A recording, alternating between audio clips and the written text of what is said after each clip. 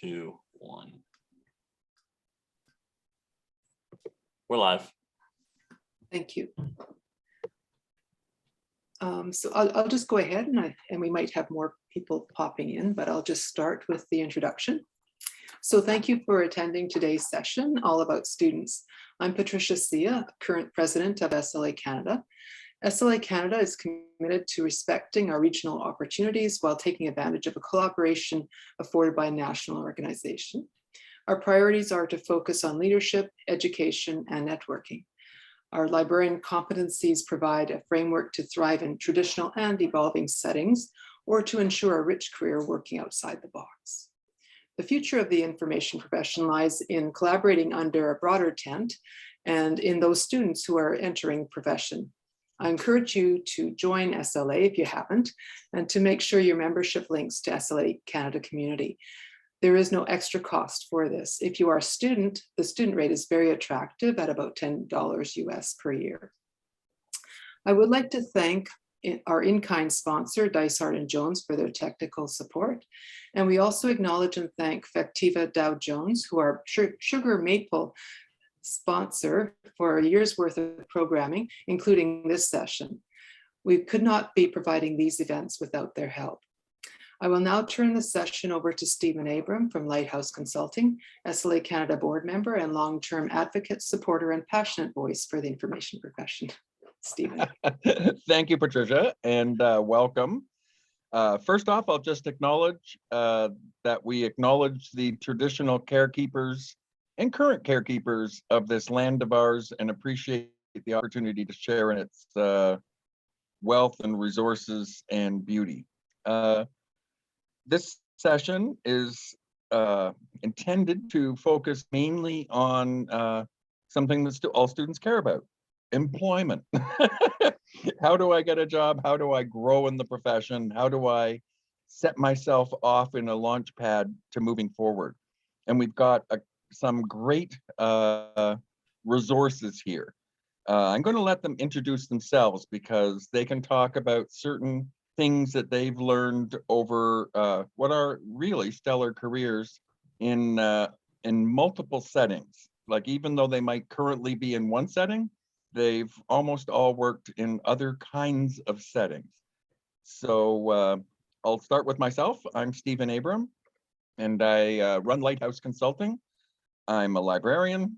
I've worked in consulting libraries, accounting libraries, finance libraries, human resources consulting libraries, as well as having been vice president of 6 different vendors and digital projects in our industry. I'm also an active, successful lobbyist for many years on achieving funding and resources and new buildings for libraries. And that's just me in short. My blog is stevenslighthouse.com, and Stevens Lighthouse is one of the most popular blogs worldwide in our profession, and I try to put out there things I read that I think might be of interest to others. Also, my memory's getting bad, and my blog is my memory of what I've read. When I say, I know I read something on that, and it's there. So maybe you'll find it interesting. I know I get a lot of good feedback on it. Now I'm going to pass it over to Juanita for an introduction. Great, thanks, Stephen. So my name is Juanita Richardson, and I am the past president of SLACanada. I have also served on the SLA board, and I'll just give you a little bio of myself. I have to go in chronological order, because if I do reverse chronology, I forget things. I've been a librarian for over 30 years. And I started out my career in the financial services industry. I worked for a couple of investment banks and then switched over to Deloitte. I was the manager of the Deloitte library for several years before crossing the street and going to work for some vendors. So I've worked for Infomart Dialogue, I've worked for LexisNexis, I've worked for Cedrom S&I. In between, I had my own consulting company as well, doing strategic planning and licensing consulting. And in the middle of that, did my MBA. So I wanted to get an additional credential for that business experience. I've taught at Seneca College and I've taught at the U of T I School in the continuing education area. And I'm currently a medical librarian. I'm managing the Learning Resource Center at the Michener Institute. So I'm an academic librarian with in a medical environment. I think that's all I'll say for now, and I'll turn it over to Virginia. Thanks, Juanita. It's amazing to me to reflect on how similar our career paths are. So I will start with the old. I also have been in the profession for over 30 years. Gosh, time goes so fast. And I began my career in financial services in a special library, actually working for the illustrious Jane Dysart. And it was the only time that I worked in a library in the last 30 years. After that, it became, I like Juanita, I crossed the street and worked for a vendor for 12 years. And then I went into consulting, self-consulting. And during that time, I focused on publishing Information Highways magazine and running the Information Highways conference. And then I turned again and started working for a not-for-profit government-funded, provincially scaled consortium called Knowledge Ontario. And after that, I kind of liked that consortium business. And so I now work as the executive director for the Ontario Colleges Library Service. We are the consortium manager body for the 24 publicly funded, publicly assisted colleges in Ontario. So while I am, I guess, known as the consortia executive director, I do feel that I work very closely in the academic space. So that kind of a different thread to Juanita's, but not dissimilar. I'll stop there and turn it back to Stephen. Now I'll ask Patricia just to give a little her background, because she may throw in some ideas and comments through our, she's had a stellar career too and has served on the SLA International Board. Yes, thank you, Stephen. So yes, I have served on the SLA International Board and also in SLA Western Canada when it was a chapter. I guess I've been in the librarian profession for about 20 some years. It's a second career for me. I started off in specialized libraries in a high-tech company.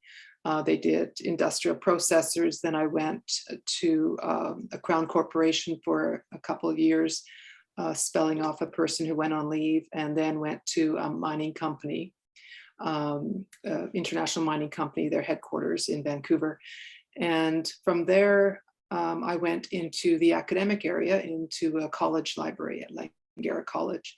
And the last 15 years, I guess, have been at Langara, and there my role changed from being a tech services librarian to being a coordinator, a department chair, and ended up as a director of academic innovation, which included a couple of other departments in educational technology and also the Teaching Curriculum Development Center, right through the pandemic, which was when these two areas just took over as we all had to move online. And as of late this summer, I have now retired. So who knows what the next step in my profession will be. So thank you. Thank you. I've admired all of our these co-panelists for a long time. They've been real change agents in our profession, innovative and idea generation, but today we want to ask them about job hunting in Canada. If you look in the chat, you will see that this document is just there to download. My friends on this call said it's really long. And so we have hundreds of LIS museums, Information Pros websites for you to build and track opportunities for positions. And today on the call, I'm going to give you some of the highlight advice that's in that document, but there's also a bibliography of key articles on how to deal with Canada, US, and international job seeking. You should know that the USMCA, with the new NAFTA, allows anyone with an ALA accredited degree in librarianship to work in the US without gaining a green card. So you have a wider range of opportunities than we may naturally vision. And I know dozens and dozens of librarians working at Harvard and Yale and all over the US. And I think part of it is, by way of introduction, is not putting limits on ourselves unless there are choice. So in our profession, people make choices to be near their family or to deal with elder care or childcare issues or to stay near their spouse. But when you have an opportunity to move, sometimes those opportunities are there and we don't need to limit ourselves unless it's our choice. I'm going to provide some specific LinkedIn advice because the vast majority of jobs are sourced through LinkedIn now. And if you don't pay attention to that, you're losing out on opportunities. The death of the classified ad and the employment ad in the mainstream newspapers, it's not fully dead. You can find evidence that they still exist. But if you put an ad up there, employers get 1,000 resumes and it becomes very difficult to deal with. And so we're going to talk a little bit about how you break through the haze of an employer when they're getting 1,000 responses to a job ad. And the tools they use, it's not eyeballs anymore, just to give you a hint. It's artificial intelligence and filters and all the things that I have friends and librarians who built. I also think we need to define ourselves as information professionals, and SLA has recently added information professionals to its name because we practice our skills in a wider range of places and we're not tied down to a library. We are tied down to our competencies and skills, and we have them to offer. We've entered an information age, and the key job, the key career, the key position to make the information age work is someone with an information degree. And there's a wide range of degrees that qualify you to be an information professional. And it's too complicated for one person to be a generic or a generic computer programmer. Everyone is specializing and we all work together in teams.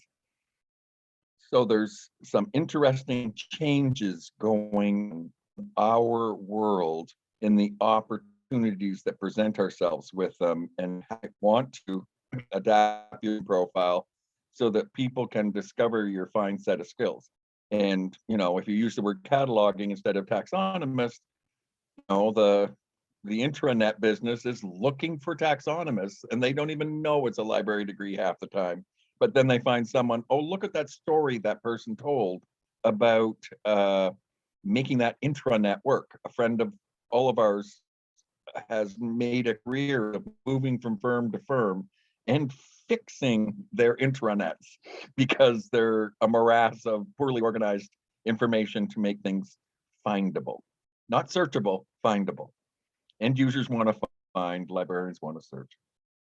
So we've got a couple of conversations. We start this off as a conversation, and then we'll close it up with, I've developed a few slides on a couple of dozen of key important things that you need to do to your social media and in particular LinkedIn profiles to make yourself discoverable so they find your awesomeness and your new degree or your old degree and your experience and how we pull that together.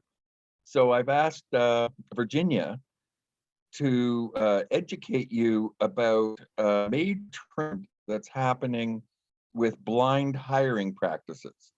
So this is being driven by how do we remove systemic discrimination for BIPOC or people with interesting names or people who may have received the degree elsewhere. How do we make sure that we're looking at the content and the heart of the person before we see the image of the person? And need to be aware of that because some things you might put in your resume might be edited out before they go to the hiring committee.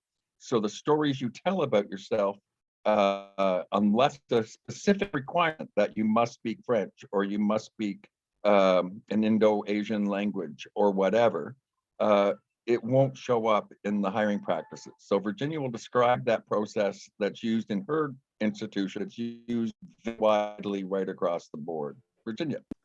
Thanks, Stephen. So this is really about a growing trend in post-secondary education, but it's everywhere, as Stephen said. It's really around equity, diversity, and inclusion. And we're a very small organization, about 15 people. Felt very strongly that we should do what we could do to level the playing field.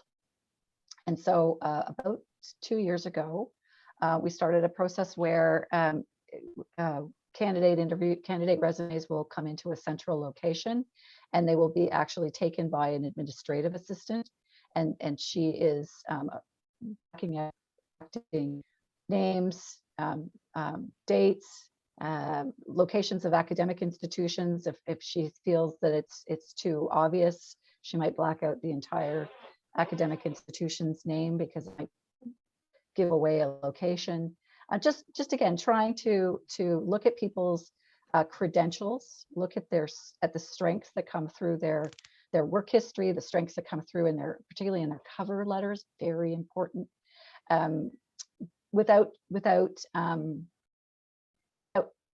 trying to eliminate as much as possible the bias from creeping in, and we number them, and then the hiring manager gets them, and it has an opportunity to look at those CVs that have made it through the first filter, and see them and evaluate them again without seeing the detailed person's name,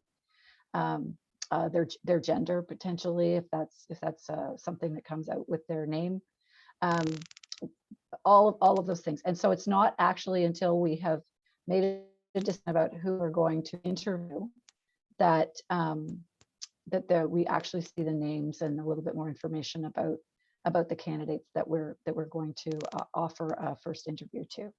So again, we're small. I'm sure there's organizations who do this on a routine basis and have a much more complex or sophisticated process than we do. But we felt strongly about being a small organization, but we wanted to do our part where we could to eliminate systemic bias and live the equity, diversity, and inclusion philosophy that is really going through the academic world. So one thing that I remember questioning you on this when you first described it to us, because I thought it was so good. You mentioned that the pool of interviewees changed from what you were used to seeing when you got a pool of interviewees that were selected by HR with the full submissions. And is that true, or do you just feel it's fairer? So the interesting thing about that, Stephen, is I would love to say the pool had changed a great deal, by whether that's by gender or nationality or any of those different opportunities that might come across. But I actually think that it runs a bunch deeper than what OCLS is doing, and I think it runs back into who's going to library schools, who's graduating from library schools, where the library schools are located. It's you can't. We wish that the pool came up as a bigger pool, a more diverse pool, but it's still pretty what you might expect and what has kind of been the traditional candidates. We may have seen a little bit. I would say we see it perhaps more when we're hiring for our non-librarian roles. We've had some really good success. We do have a small HR, IT, admin departments, but where we're hiring for services, they are librarians, library people, and we're not seeing the diversity in the pool.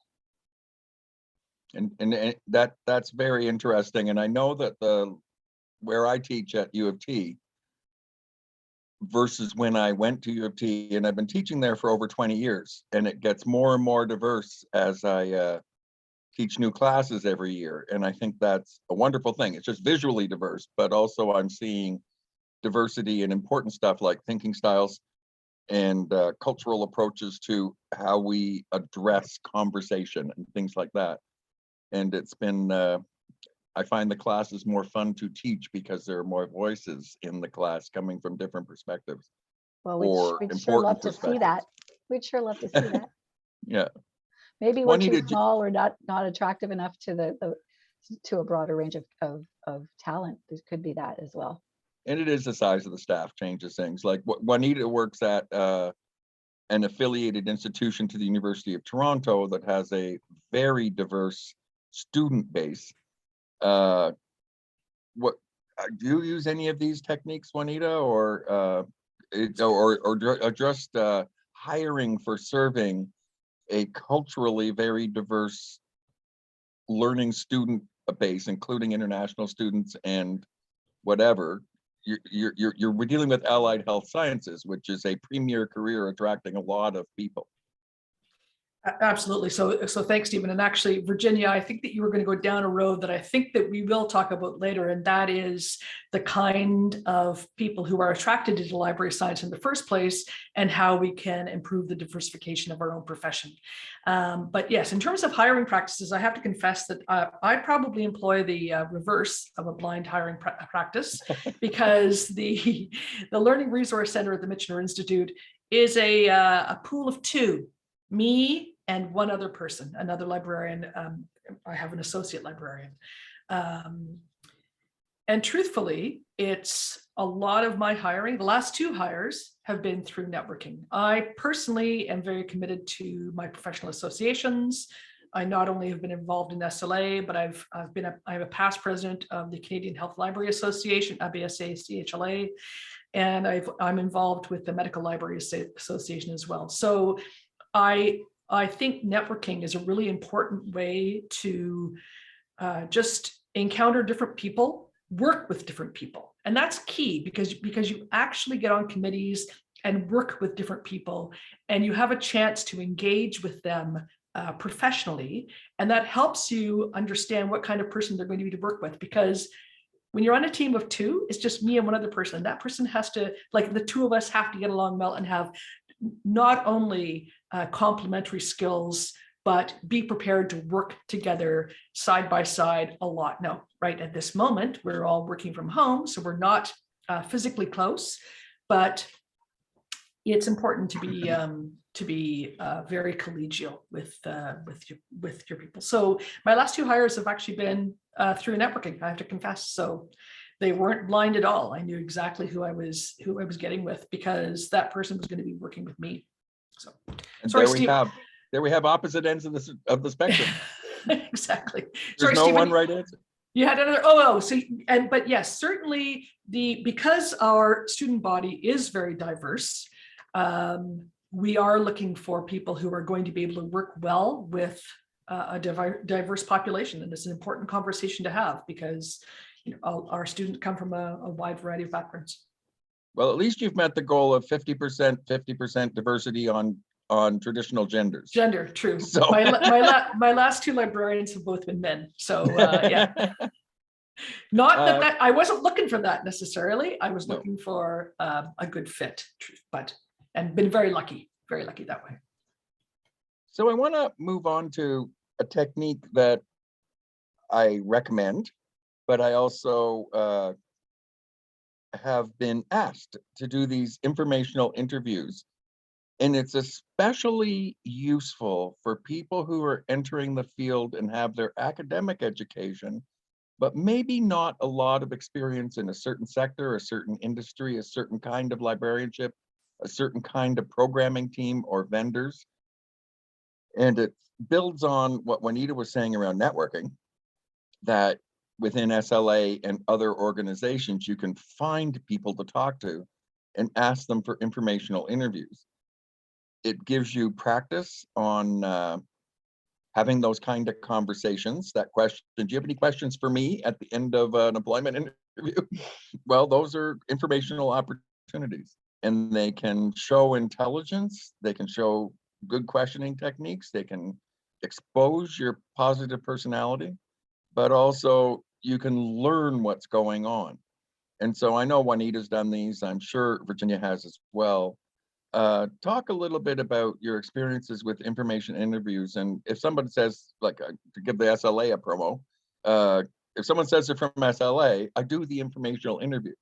I may limit it to a half-hour Zoom if I'm busy, but mostly I give more time. Juanita.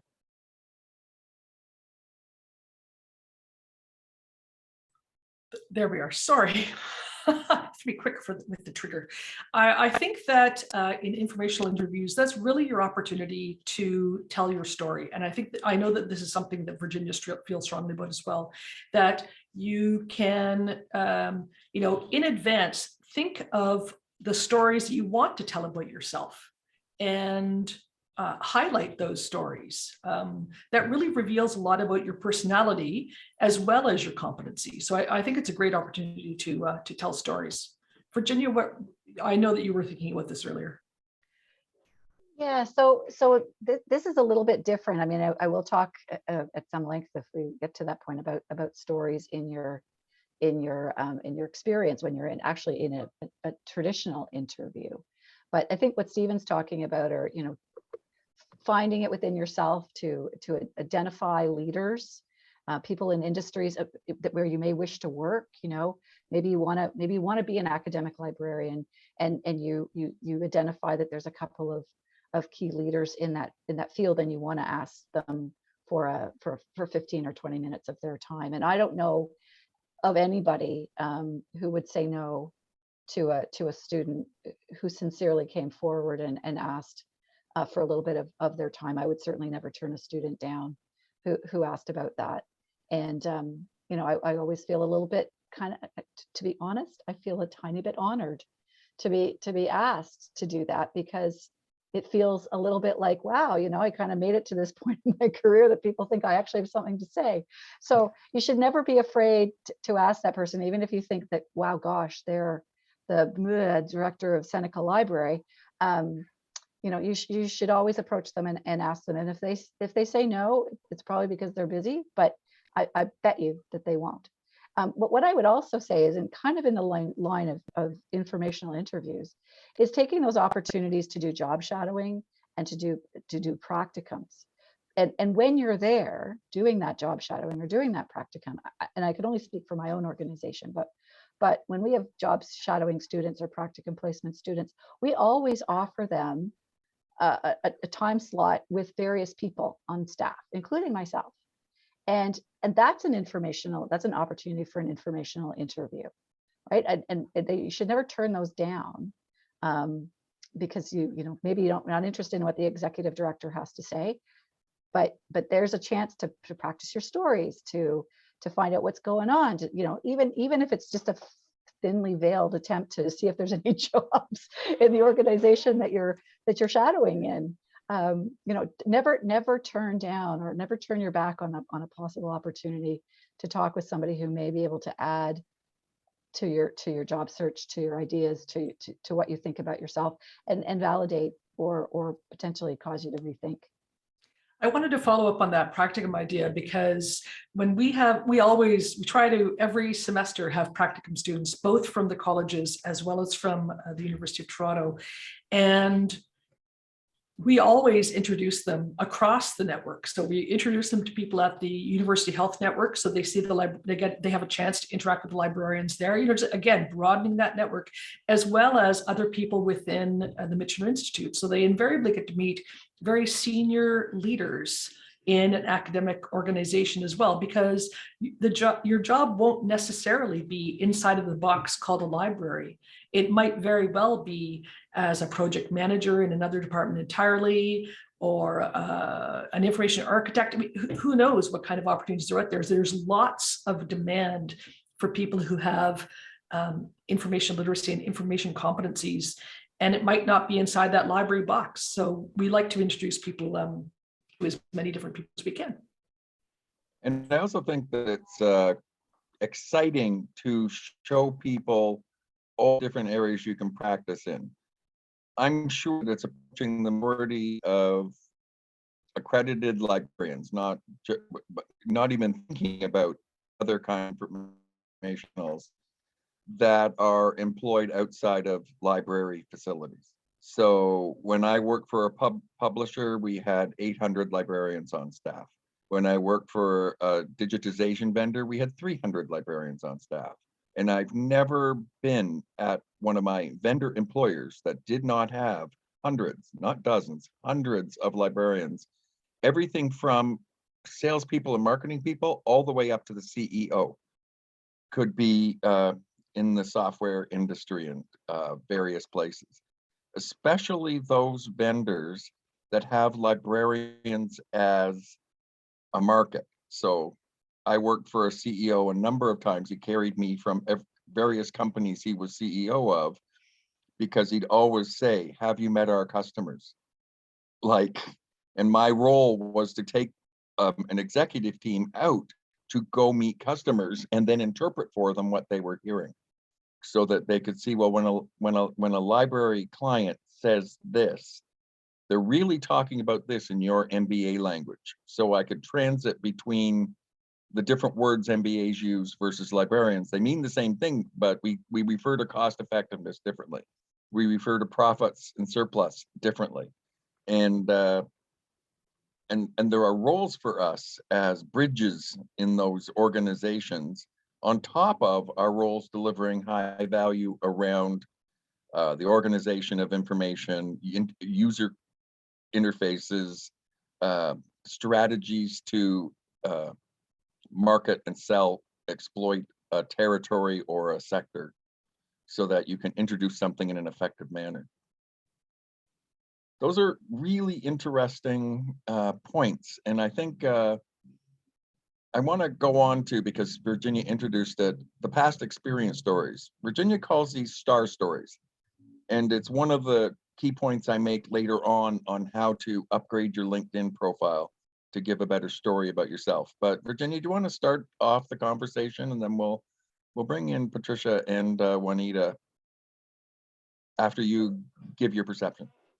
Sure. So when we're doing interviews, we always, in almost every question, we ask for someone to say, well, now tell me, you've answered my question about your skills or now tell me about a time when you used this to good effect in your organization, or you made a difference in your organization. And we don't ask them to confine it to their recent situation. We give them, it's completely open. But it really helps to do a couple of things. It helps to really focus the candidate's attention to a story that is I'm doing what I actually just star story is supposed to avoid doing, which is kind of going blah blah blah blah blah, right? Talking too much and without focus. So a star story, if you have a bunch of star stories, and star stands for situation, so you tell them it was a time when there was a customer service experience was going very badly. The task. This is what you did. You got down and you listened to the customer and you did some actions. The next step is action in star story. What did you do? And then the most important part of the star story is the R, the result. What happened as a result of what you did? And if you just think about following that template of star story, then you avoid kind of blathering, and you're very focused, and it makes the interview very crisp. It makes it look like you're really uber prepared. And if you have a bunch of different star stories with different pointing out different strengths with different levels of experience in different places, then you have this repertoire of stories that you can pull out in almost any interview situation, and they will work, and people will be amazed.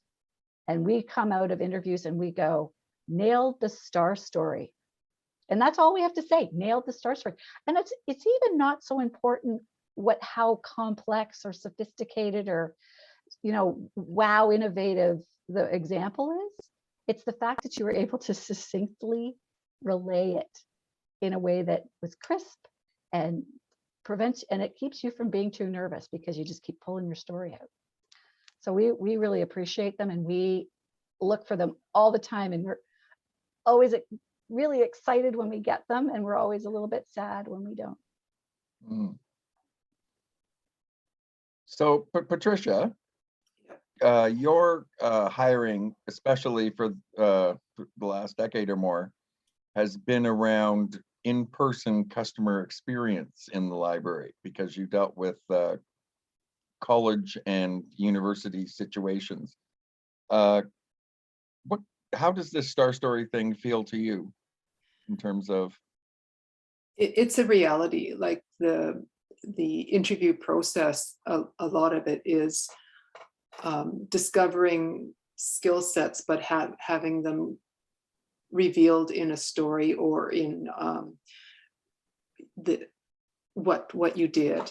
And sometimes I've found that if people don't prepare, if they don't pre-think about their experiences, whether it's work or volunteer or just general life experiences, if they don't have it crystal clear in their mind and of a variety, they can sort of shoot themselves in the foot, right?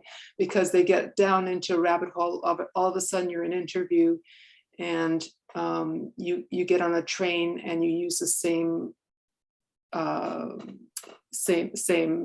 employer or same story for each question, and you're not revealing the breadth of your experience. So having it thought and pre-considered is vital, and then being able to articulate, as Virginia said, those important parts of it, and whether they call them star stories in the hiring committee or not, those situational kind of questions, that's what they're looking for. Thank you. So Juanita? the only thing I was going to add about the star story idea is, first of all, that doesn't necessarily mean that you have to be the star. In fact, if you can explore some scenario where you were working collaboratively and what a positive relationship the team had, that kind of thing, that's, the star story isn't necessarily meant to be you starred necessarily. The other thing I would say is, remember to think of stories where you were not successful and what you learned as a result. Because that tells a lot about you too, that you can, in the face of adversity, still find a way forward, and what as a result you changed in order to ultimately get that result or be successful. So those would just be my thoughts around the star stories. And it can be around, and we'll get into this on pre-research on the employer, what are their challenges? So I've had a number of jobs where I was the designated change leader. I never let them call me a change agent or anything like that. But I aced the interview by talking about, you don't talk about change, you don't talk about change resistance. When you talk about change resistance, you empower it. And so we reframe it as organizational renewal. And everyone can get on side to solving problems and providing solutions for an organization to renew itself. So we were able to go from all print publishing to digital publishing, which is a significant change management activity. But when framed as renewal, it brought more people on side more quickly. And that kind of story, I'm just demonstrating what my colleagues are talking about, that it ends up being that guy found a way to get our team to stop attacking the resistors and empowering them.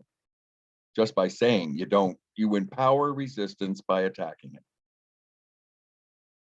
So this is, how do you find out what the challenges are from an employer you're going to? So I'll start with Juanita on this. So, I can guess, but if I did research on Missioner Institute, there's a massive change happening in the allied health professions around technology and how it's handled and how to humanize it. And the curriculum has had to change, and her staff support for that curriculum, and Patricia, this is for you too, and all of you, when they went to online learning, the people who were infrastructure either had their asses kicked or they pivoted and did real well. And so, Juanita, why don't you start, and then we'll get into how you could tell a story about this, but also the pre-research that's required to know what the challenges that are being faced. Yeah. So of course, we probably all know that the post-secondary education sector in Canada, well, we pivoted with the pandemic. We all had to pivot to initially online and now hybrid education environments. This has totally changed the way the library is delivering services, which is why we're right now in the process of creating a strategy for what we're calling a more open, more accessible learning resource center, because we know that the future is going to be hybrid, where historically all of our students were on site 5 days a week, as were we. That won't be the case. So we have to be prepared to meet them where they are and have them have an equally positive experience, whether they're interacting with the library only online, or if sometimes they're in person, sometimes online. So it's really important to come prepared to think about those challenges and how you're going to contribute to solving those challenges, collaborating with the team, collaborating with the institution, knowing what the pain points are for the institution as well. I mean, everything we do has to feed back into the success of the organization. So it's not just the success for the library or what the library's challenges might be. It really has to speak to what, as an organization, we're experiencing as well. So yeah, do your homework in advance and be prepared to come prepared to solve problems. Yeah, the big picture issues. Virginia, you're what I call servant leadership. You live at the behest of the heads of all the college libraries in Ontario, as well as a number of key partners, the Council of Presidents, the academic curricula people, other collaboratives. What are the challenge? How would someone research the challenges you're facing so they could align their skills as being the best candidate for you? Right. So I think Juanita hit a lot of the high points on this one, because again, we work in a similar space. And what I would say is, the pivot. I think the college libraries were in my sphere, my network, all pivoted pretty amazingly to digital, because they were already mostly there to begin with. But certainly the change to in hybrid learning and delivery and of teaching and learning it's never going back to what it was. The barn door is open, the horse is gone. And so what I would say is, if I was to look into how would I try and prepare for an interview at OCLS, and I would understand that what OCLS is. So you start at the website, like you start at the most basic place, but that only can be the starting point, right? So you need to look at some of the key words that you would see on our website: post-secondary education, collaboration. You'd look at who our partners are, right? You look and see, oh, look who's on their board. So those would be the clues to say, okay, so what's going to be really important to this organization, who, as Stephen prosaically put it, we're the servant to the masters, and to some degree we are, but we're also an independent organization, but I would be looking at the broader environment, and not necessarily the narrow environment that company works in. I would be looking at the broader environment and what's acting on that environment. So in academic, it's the shift to digital. It's again with the equity, diversity, and inclusion, and it's all about access for students. It's about student success, and in the biggest picture, when you look at the province, it's about what is the province doing, because the province funds many of our post-secondary educational institutions, and sets a lot of the tone. So you're thinking about things like apprenticeship, and you're looking at how do libraries support apprenticeship, how do libraries support micro-credentials, what are the bigger issues going on in the environment around that institution that you're looking at, because we're a teeny tiny player. We're 15 people, for gosh sakes. Like we're like a freckle. But wow, are we ever driven by stuff that's happening strategy at the provincial level? So you have to really think much beyond the organization that you're applying to, and the big picture, and then be able to go in and go, so you guys, at all kind of concerned about, the equity, diversity, and inclusion that's going on in the colleges? We'd all be like, oh, hire that person. right? They have done their homework and they have thought bigger than we're hiring for a metadata librarian. And that they might say, oh, metadata librarian, maybe you're concerned about, authority records and decolonizing your catalog. Like, okay, you're good. So when you look at your informational interview research, Virginia just made it clear there were a couple of top of mind things just off her lip saying apprenticeship. And that's a challenge because it's different than academic learning. And it's different the way they learn things. Like maybe we need deeper structure on streaming media and videos because that's how you learn to do certain physical tasks better. And so she would be able to tell you that in an informational interview. But if you're applying for a job with her, who else knows what Virginia knows when you're preparing for that job? And it would be the head librarian or a key person at Seneca or George Brown or one of the top colleges who is in the same soup as Virginia. And you would make a call for an informational interview, maybe get a couple of them to talk to you for 15, 20 minutes, half an hour or more sometimes. And you would be so much better prepared to do a star story for Virginia and say, wow, that person really knows how to address some of the challenges or apply their skills to the challenges we face. Patricia, I just wanted to introduce one thing is Patricia's an example of, someone who loves her profession, loves her career, retired, but still contributing. And I want to talk about the positive stuff that's happening in the big quit, the big retirement. A lot of people, Patricia herself included, stayed a year or two longer because of the pandemic to guide their institutions through the problems and make sure that they didn't leave a mess. And Patricia ethically and morally did that. However, eventually we're all going to retire and we're seeing some of those big quit things where people are making choices about where they want to be. And how do we rehire to replace the kind of person we need? We don't need to replace ourselves. We need to replace what the next 10 years is going to look like. So Patricia, what do you think? I don't know if I have the answer for that specific question. I just wanted for a second to riff off on what Virginia and Juanita were saying, and you were saying about the example around the college libraries and what, where you might find more information. And I just want to also say, for whether it's a corporate library or a not-for-profit, it's looking at the industry, right? So, and also being cognizant of the news of what's important in the world in general, like environmental issues, EDI, as you were saying. Copyright in Canada is always a joy and a burden to my heart. And so build on the informational interview, but also look at the industry as a whole, and don't narrow things down too much. Look at the bigger picture. You never know what will be important and come out through the questions. The questions that you get asked are quite often reflective of the issues they're trying to resolve as well. Stephen, sorry, I didn't answer your question. I forgot. It's all right. That's all right. It was more motivational for people not to fall into the trap of saying there's no jobs and no one's leaving.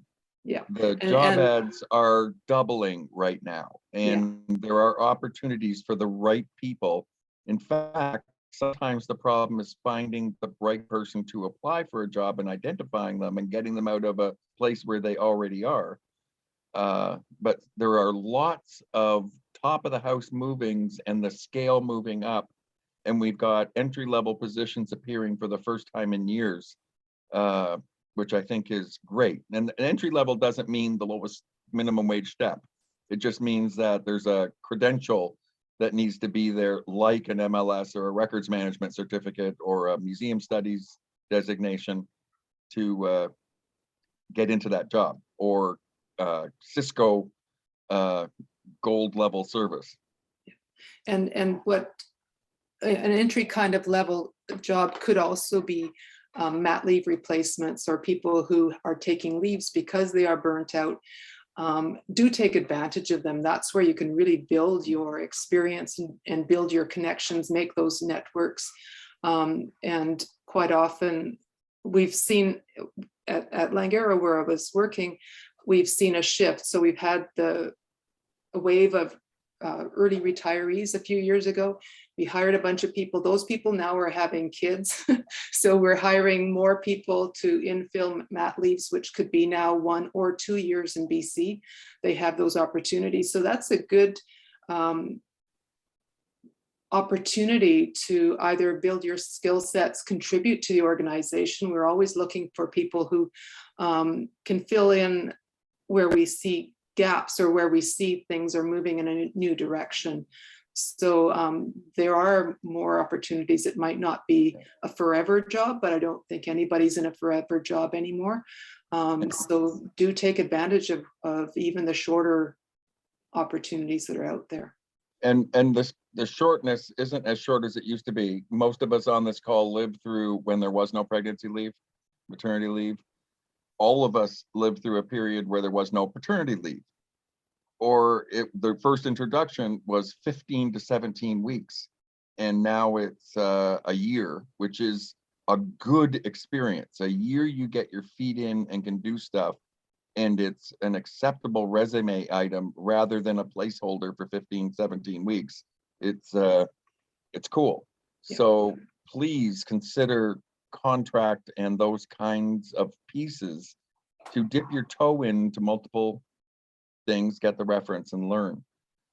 I'm going to try one more question around, and I think it's around clues as to your personality and how you express your personality in the interview.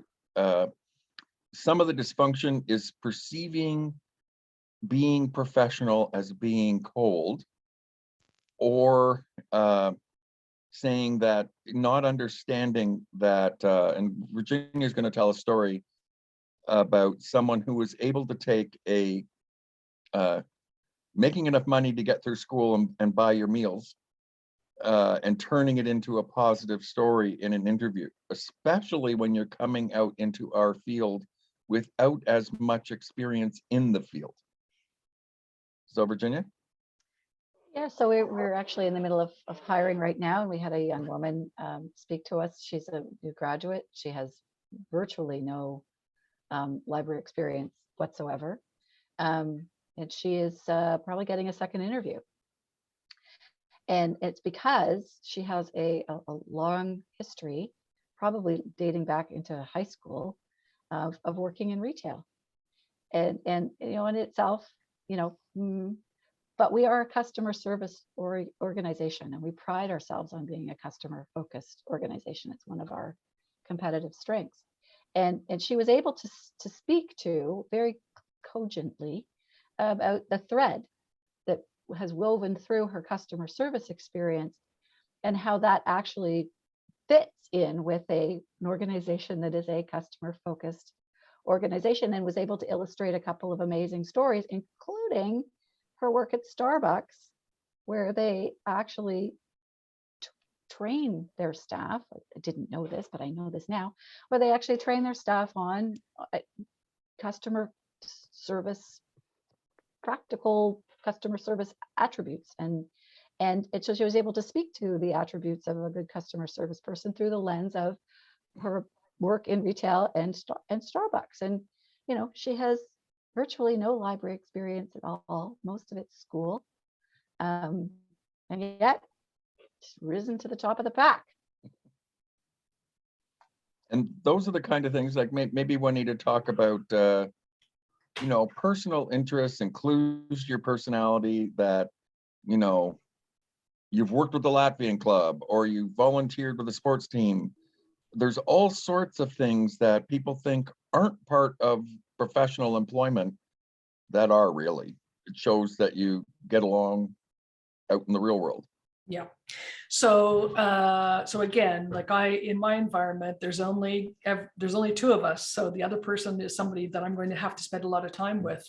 And I'm not sure how this is being conducted right now during the pandemic, but what the University of Toronto library system has done in the past for all of their hires of any librarian is a day-long interview. You go in and you're scheduled to meet different people, like you're going to present to an audience, you're going to speak directly with a certain group and be interviewed there, you're going to go out for lunch. And I've actually been thinking to myself, of course this presumes that we're actually we're allowed to get together again, which in fact right now would be doable, that if I have to do recruiting in the near future, my plan is to have a day-long interview. I know that sounds hellish, but I'm going to be spending 35 hours a week potentially with you. So I want to know you well. So I actually think that kind of experience is important. You have to be able to show your true colors and be your true self, be authentic. And yeah. So Virginia, how do you take the view of that for working with a small, mostly in-office team? Yeah, we're like a family here. You know, Juanita works with one other person, and I understand the dynamic needs to be really strong there. We don't have to have quite that level of closeness, but we are a family, and we're certainly a team. And we have we you know, Stephen and I before this call we're talking a little bit about introverts and extroverts, and we try not to look at it that way. Because we need both. I mean, we need people who, you know, can be creative and seize on ideas and inspire and speak with animation about an idea. And we need people who can bring those ideas to reality, who can focus and aren't diverted by the next shiny object.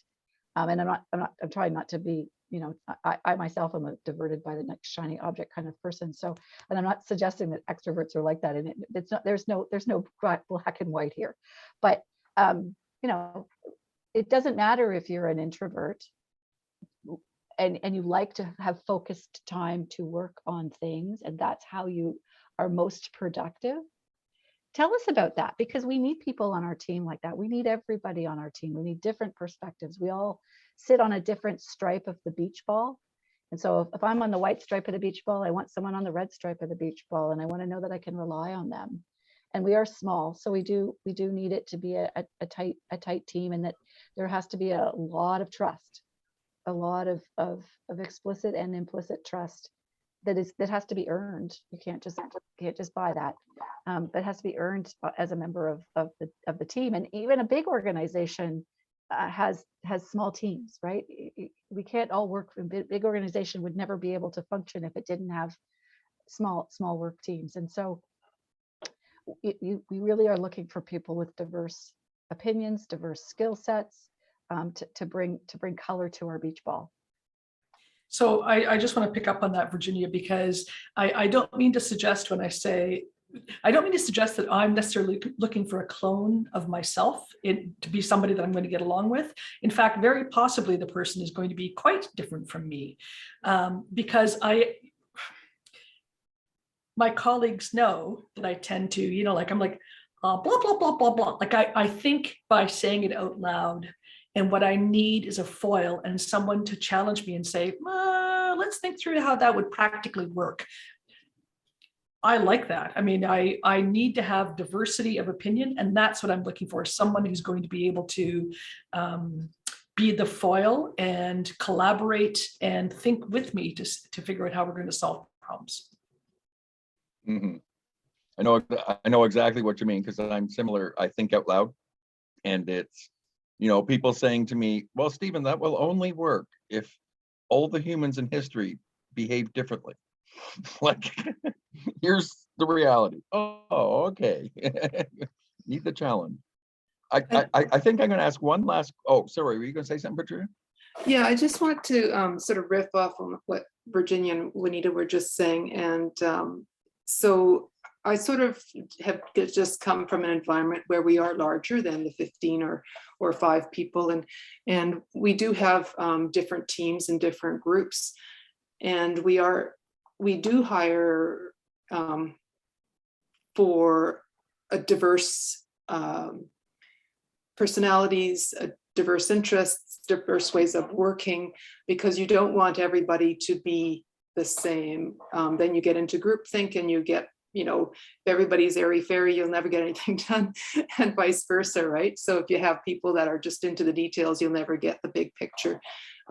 So people do hire for a diversity within their work environment, and people who complement what they already have.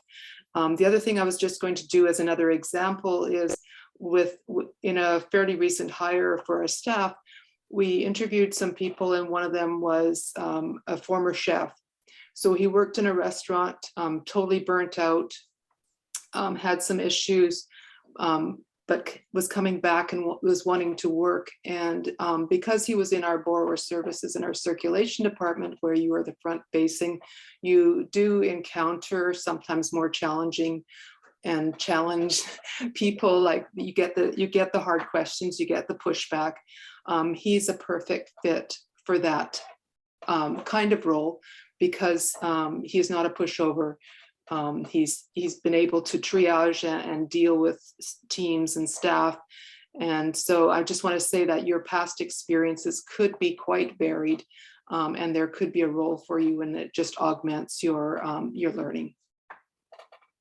I think that's part of the hiring challenge, is remaining open-minded to what certain experiences actually mean. But then there's this one last question before I go into the sum up slides for dealing with your social media, is online versus in-person questions, interviews, the relationships. Like like Juanita would, I don't think you could do an all-day interview on Zoom. Like you got to have one of those trusted, can you wear a mask? And you're going to be in a medical environment anyway. So we try and control the germs, but there may be some around.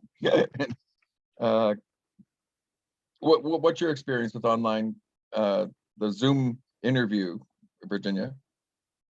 Well, as you said, as I think I said at the beginning, we've just come through a week with 4 or 5 Zoom interviews, and I don't mind them particularly. I think there's some advantages to them. I think people maybe feel a little bit more comfortable when they're in their home environment than coming into an office where there's people they don't know and never seen before. It's a little intimidating. So I think you can remove some of the nerves, because people are able to stay in their own comfortable environment with their handy dog or cat at their side, because you can reach down and stroke them without anybody seeing that you're doing that. So I like them from that perspective. We're going through online interviews right now. I would say you need to be you want to put forward a professional background, professional attire, but again, you need to be about 30% more present when you're in an online interview than when you're in a face-to-face interview. And it's not 30% more loud or 30% more gregarious. It's just 30% more focused.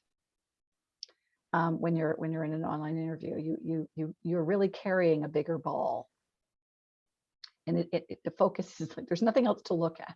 You can't look out the window. You can't look at a screen. You can't look at your phone. You really just have to look at the people and the person. So you really need to be on, perfectly on.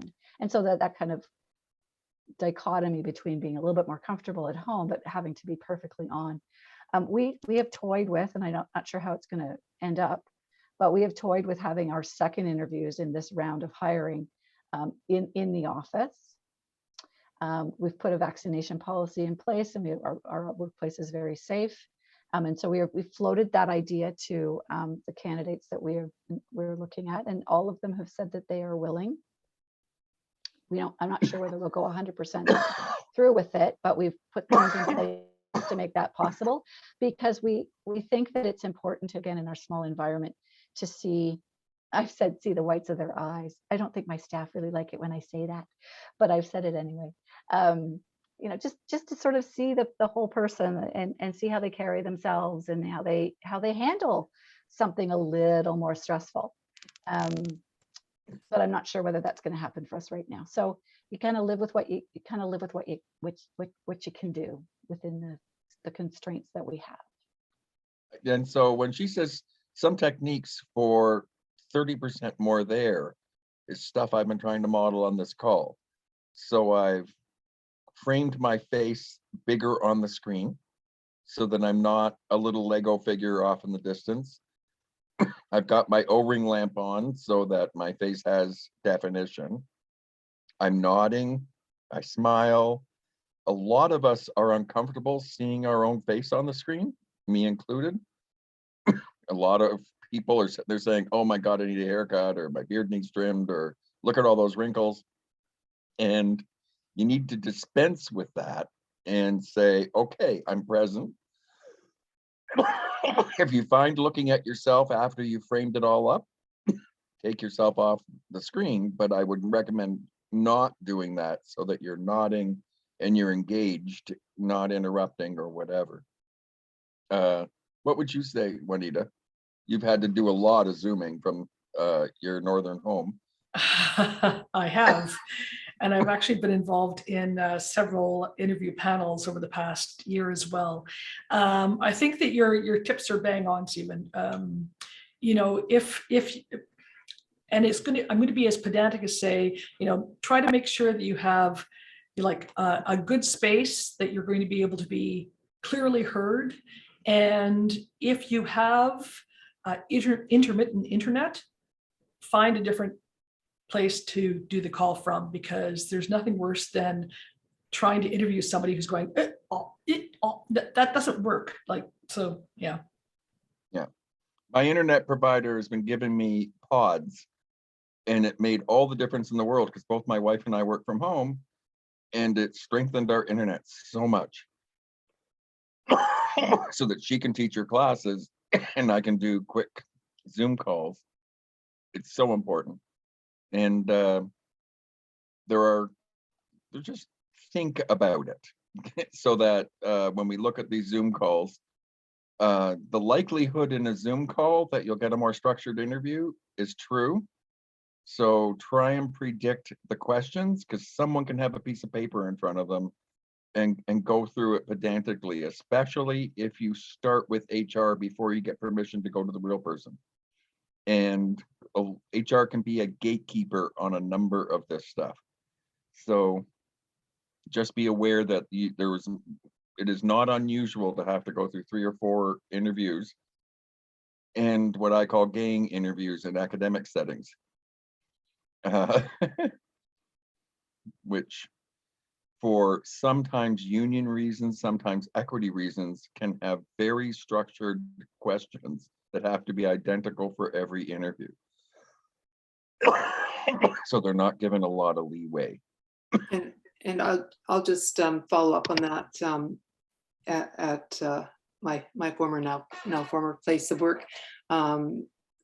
Between the unions and HR, we were asked to have the same set of questions for every person we interview.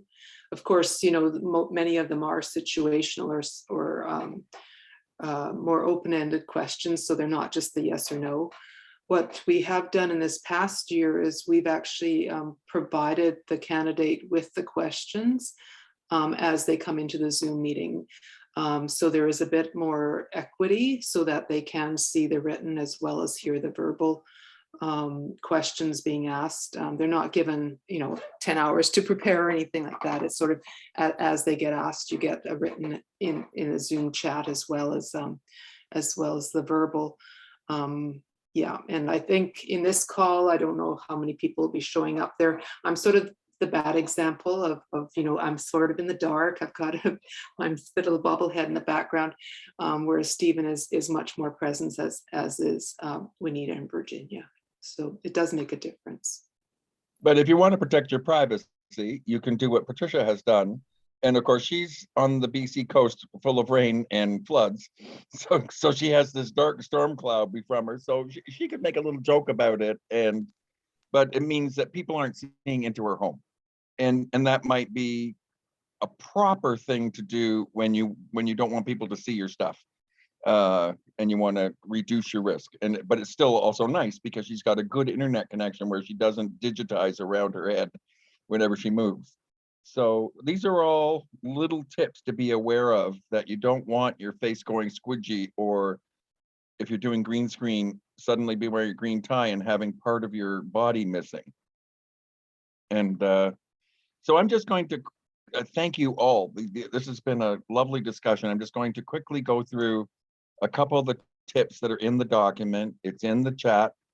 It will also be on the website when this recording is there, so you can get it anytime. And I know our colleague who's doing our tech support today is going to put it on my blog. And so just go to Stevens Lighthouse and it's there. So this isn't meant to be read. This is half of the job titles that in ULJ, I need a library job. There's one for Ontario, one for every state, one for every province, one for international, one for Canada. And I've met so many people. I search librarian on Workopolis or monster.com and I don't find any jobs because our jobs aren't called librarian. So use this list that's in the document in a legible font to sit there and say, oh, what the part of librarianship I like is doing research. So maybe the job might be called researcher and it might be embedded in a special group. Or the part of my job I like writing is industrial and sector reports, and I use my research skills for that. Oh, well, maybe that's called something different. Maybe it's a knowledge analyst. Maybe it's a media manager. There's all sorts of jobs. Like Juanita works in allied health sciences, which is more than doctors and nurses. Like there are thousands of jobs, all with different titles in health sciences. So it's the same thing in the information profession. It's the same thing in academic and college libraries. It's the same thing in school libraries. They can be learning media specialists. So really, really, really remember your library education and don't fall into the trap that some of our end users do. So here's some resource articles, and I've provided the links for you to go in and read some useful stuff. But the tips are on 3 slides here. Treat your LinkedIn profile differently from your resume. And get the top tip is get the professional account from LinkedIn. It's not that expensive. On the professional account, you can send email to anybody in LinkedIn. When you look at LinkedIn, you can find, I think right now, last time I looked, it was 120,000 librarians alone are in LinkedIn. That's bigger than any association, bigger than anything else. If you're not in that network and seeing how it transits above our specialty associations, like the Special Libraries Association, the Public Libraries Association, or the Ontario Museums Association, or archivists, or whatever. Professional headshot. A lot of young people are really good at taking, so find your day that you look your best. This is not my day. My beard is normally Danish architect, and right now it's about academic length. During the pandemic, it went to Santa. But figure out what you look best at, and without lying, bright lights get rid of a lot of skin issues and whatever. Like there's stuff you can do. Don't forget about compelling headlines. Your resume needs a compelling headline, and we have trouble writing short in our profession. So pick a headline and then do your 3 sentences. Look at your professional summary. Make your professional summary for the audience of the reader. They don't care that my goal is to get a job. That's freaking obvious.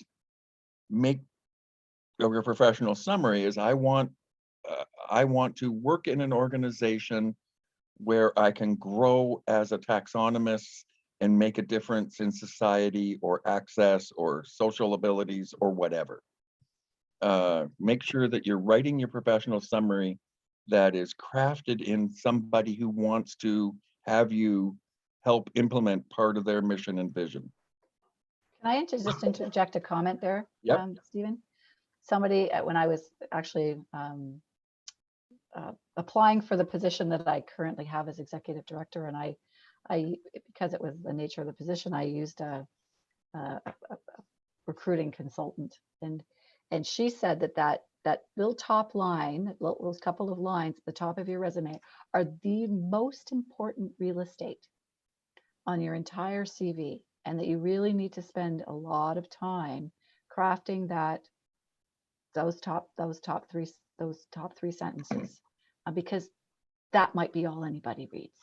And you'll see in the articles attached that compelling headlines in a professional headshot generate 50 to 80% more reads of your profile.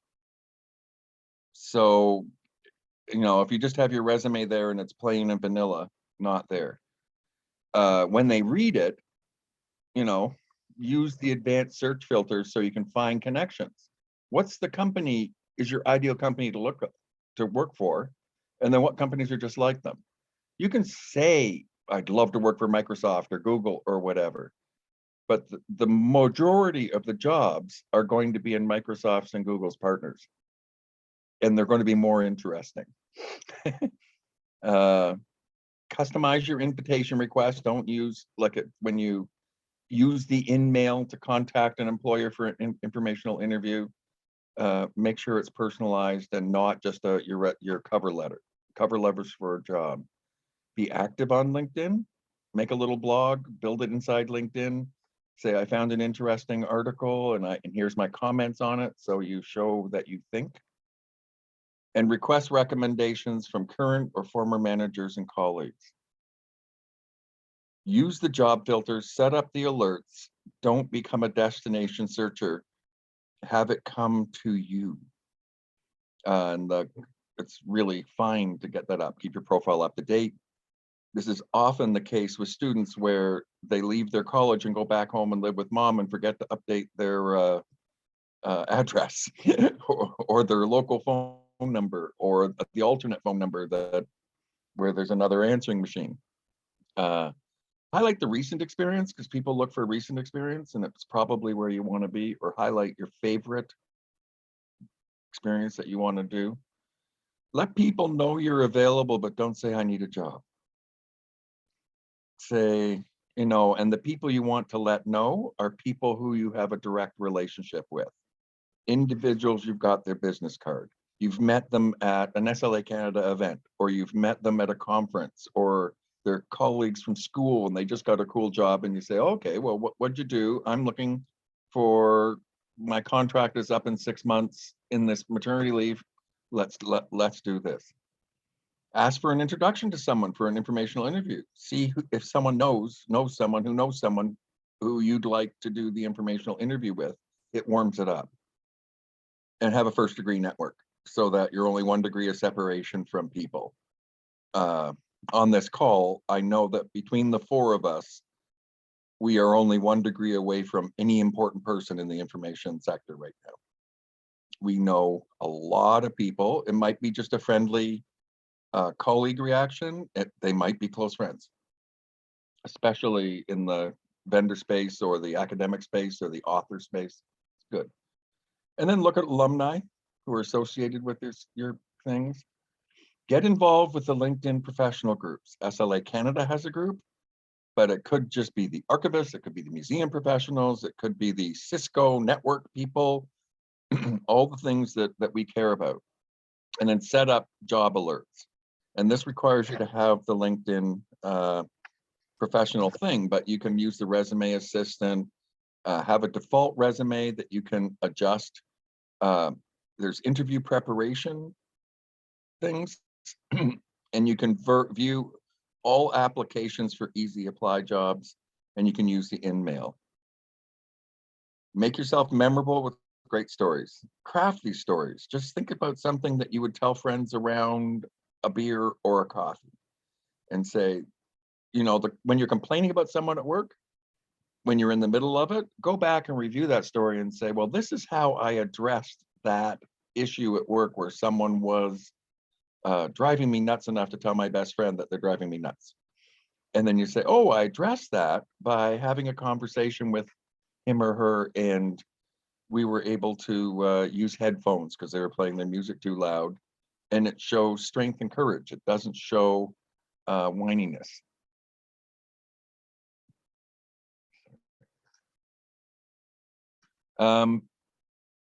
Get visual.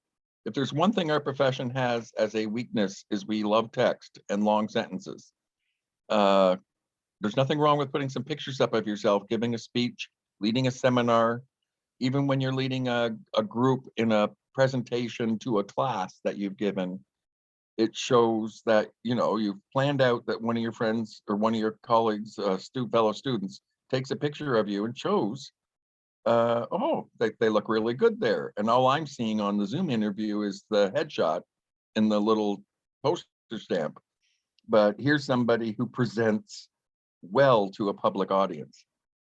Think of LinkedIn as a search engine. That's another way of framing it. Make yourself accessible. So where else can they find you? I can send you an email. Make your LinkedIn profile open.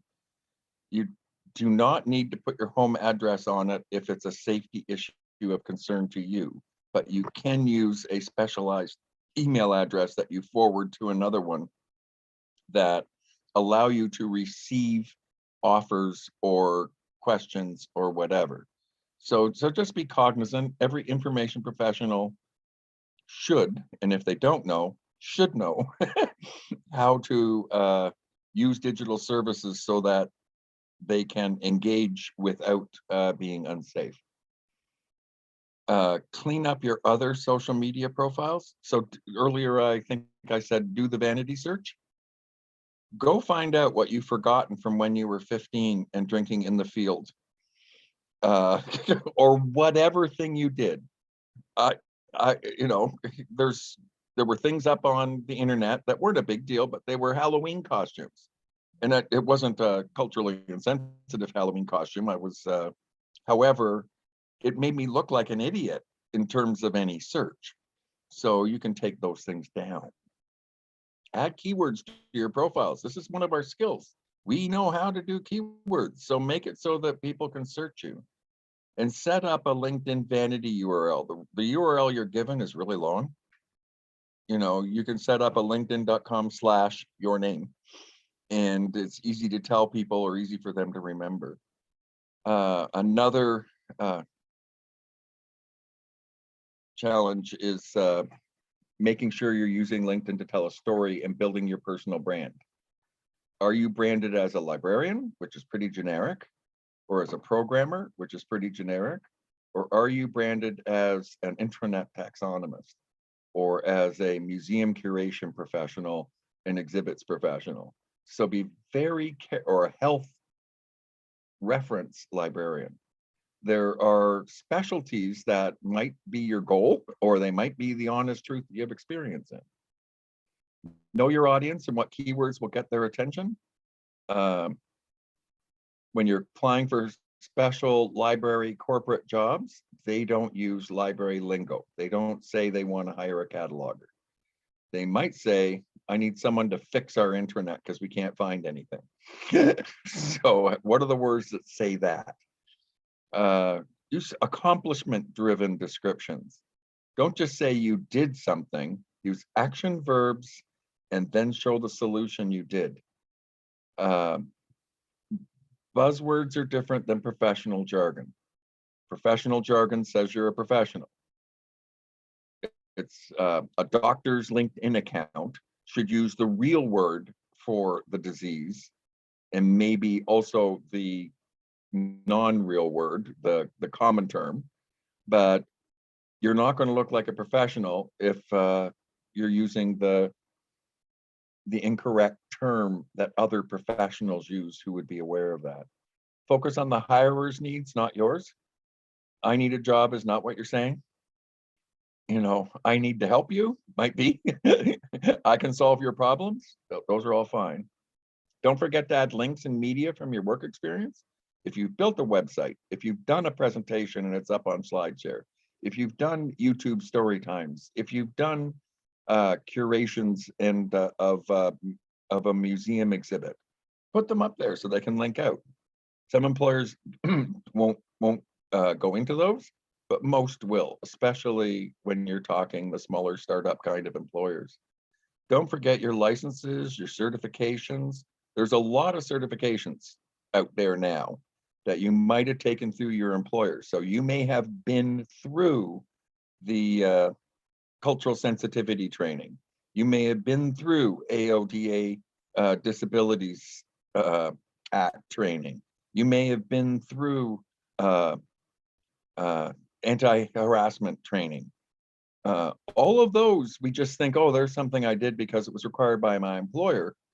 Well, the fact that you've already been sensitized and trained on that, you might have to take it again, a new employer, I'm sure, but it shows that you've invested in yourself and previous employers have invested in you. Now, the last thing I'm saying is because this is personal experience, but name the applications and software you use. For instance, we've all pivoted. So someone like Patricia knows how to use 2 or 3 e-learning systems, enough Zoom and Google Meets tools to sink a ship. I myself have used over 28 different pieces of software for conferencing and e-learning. Put them in your resume. So when someone says, oh, it would be like, you know, it's a nice to have, but it would be ideal if they already know how to use Canvas, or they already knew how to manage a conference in Zoom or Google Meets or whatever. And this is something that I've stolen from the technical IT resume world, where they want someone who's a certified Microsoft Gold level administrator, and they want those words in their thing. We've become a very technologically adept profession, and we need to be clear on that. So I've got 2 minutes. So be mindful of your settings, make sure you're open, but make sure that you know how to make it so if you have a current employer, they don't know you're job searching, and you can block them in the advanced version. Let your personality shine without looking crazy. Add your LinkedIn badges to your website so people can click right through to you, your blog, your websites, your social media accounts. Show off your education or your awards. Most of us have great educations from prestigious universities. And emphasize your skills rather than your job titles. Job titles can be meaningless, but they're part of the marketing. So here's the features that are in LinkedIn that are useful to you, and the skills assessment, so that you get a valid assessment of what your skill is. And so you know, you can say, well, God, I got 90% on that communications assessment. I'm better at it than I thought, because a lot of us tend to be deferential or modest. And so here's a LinkedIn checklist that you can just tick off which ones you've done as you go. As if you're unemployed, you have time to do this. And that was it. Yay. It'll be up on my website, and we're coming to the end of this session. So, oh, hi, Alana, nice to see you.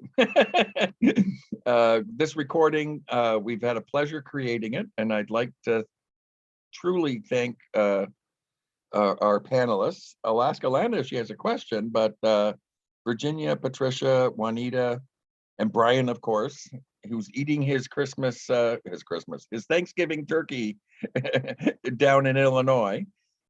He's a great friend of SLACanada and of ours. Do you have any questions, Alana? Oh, so many experts. I feel very honored. I actually did have a question around, do you have any advice for people who are applying for jobs but have disabilities?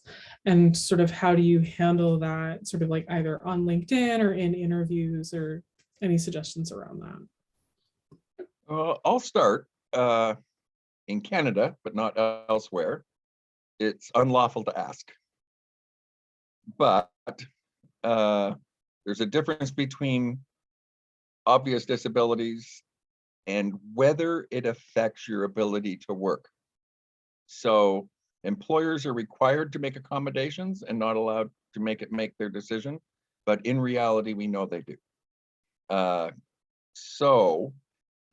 Many differently abled folks, if it's an obvious condition like a wheelchair, although it doesn't show so much on Zoom, or if it's something that just, epilepsy where you couldn't tell, but maybe occasionally there's stuff they can make the reasonable accommodations.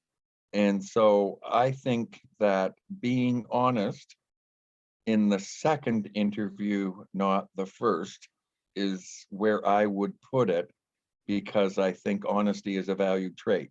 But I don't think letting it loom large in your own self-identity and promoting yourself, not saying it's you, but it is not as wise as it could be. Juanita, did you want to add anything? You've got a lot of people who deal with those conditions all right, left, and center. We do, but I think that your advice was bang on, Stephen. Thank you.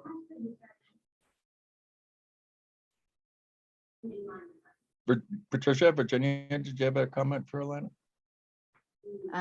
Thanks. Sorry, I just had a little technical difficulty. I had to switch things. So we again, for a small organization, we try and do the best we can. We would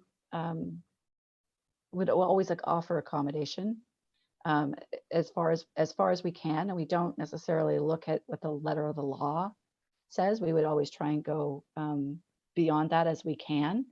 I mean, I think it comes down to something. I think there's some language somewhere that says as long as it doesn't create a hardship for the organization. But again, we have a lot of working remotely. We have a lot of technology. We really do focus as much as we can on EDI, equity, diversity, and inclusion, and that means all of it. So I think what I would say is, be upfront about it. I guess it's a bit of a double-edged sword because you just don't know who the employer is always. But at some point, you need to be upfront about it, and you need to be able to explain how it isn't going to impact your ability to perform and be a valid and important member of a team. Mm. I mean, all you can do is I like to think that we're not a unique employer in that regard now, and that others are coming to a different understanding. And I think I would say if you believe you can do the job, then you probably can. Yep. Any comment, Patricia, before we sign off? No, I think I just want to say that I think your response, Stephen, was excellent. I think in the first interview, it's your presentation. It's you that you're putting forward. It's your skill set. It's your experience. It's your personality. Like you're putting that forward. And if they come back for a second interview or a job offer, then it is good to be forthright. And if there is something in the job posting that says you're required to shuffle 50 pounds of something or other around, then that's sort of a baseline that they have are predetermined. And so then there's less leeway. But after that, I think any employer would be totally open to making sure that they can accommodate you because they're hiring your skill set, what you bring, So you can pass that on to whoever needs to know. Alana, any any final comments? I just want to thank you all. It's such an awesome treat to be around my friends and talk about this stuff. And I hope our future viewing audiences on this event enjoy it as well. And we are always accessible through the SLA website and the members directory. So you can find us and ask us questions anytime if we've said something that you want clarification or engagement with. So thank you very much. And Brian's chomping at the bit to get his turkey. It's an awfully early dinner. You're going to be eating till midnight. So the tryptophan will get you, Right, Brian. yeah. So say hi to Michelle, and I hope you enjoy your meal. All right, take care. Bye-bye, Bye-bye. guys. Thanks, Thank you, everybody. Thank Stephen.